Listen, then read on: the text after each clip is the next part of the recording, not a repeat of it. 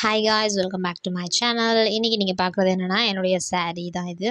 இது எடுத்து ஒரு வருஷம் இருக்கும். எங்கள் அம்மா எனக்கு கிஃப்ட் பண்ணது. அந்த சாரீக்கு வந்து ப்ளவுஸ் இப்படி தான் ப்ளைனாக இருந்துச்சு. ஸோ நான் என்ன யோசிச்சேன்னா, ப்ளைனாகவே இருக்கே, ஸோ நம்ம சேஞ்ச் பண்ணலான்ட்டு மீஷோவில் ஆர்டர் பண்ணியிருந்தேன் தெரியுமா. இந்த ப்ளவுஸ் இது வந்து டோட்டல் காஸ்ட் 100 ருபீஸ். நான் ஸ்டிச்சிங் மட்டும் தான் பண்ணிக்கிட்டேன், ஒன்லி நாட் வச்சு, வேறு எதுவுமே பண்ணல. எல்லாமே அவங்களே பண்ணியிருந்தது. ஒன்லி 100 ருபீஸ்க்கு நான் வாங்கினது. இதுக்கு கான்ட்ராஸ்ட்டாக இருக்கும் அப்படின்னு நான் மிஸ் பண்ணேன்.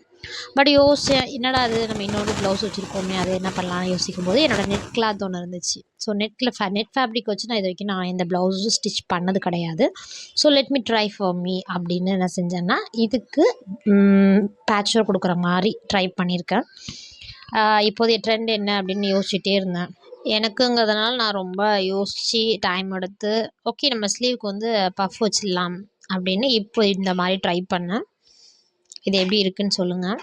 தென் பேக் சைடுக்கு அந்த ஸ்லீவ் கொண்டு வரலாம் அப்படிங்கும்போது, அதுக்கு மேட்ச் கலர் கொண்டு வரும்போது இதில் கொஞ்சம் டிரான்ஸ்பரண்ட்டாக இருக்கணுங்கிறதுனால இப்போதைய ட்ரெண்டி நெக் ஒன்று இருக்குது தெரியுமா, சுடிதாருக்கெல்லாம் ஃப்ரண்ட்டில் போடுறதுக்கு ஒரு நெக் இருக்குது தெரியுமா, அந்த நெக்கை நான் பேக்கில் யூஸ் பண்ணேன் என்னென்னு யோசித்தேன். ஸோ அதை நான் இதில் ட்ரை பண்ணியிருக்கேன். எப்படி இருக்குது அப்படிங்கிறத பார்த்துட்டு எனக்கு கமெண்ட் பண்ணுங்கள்.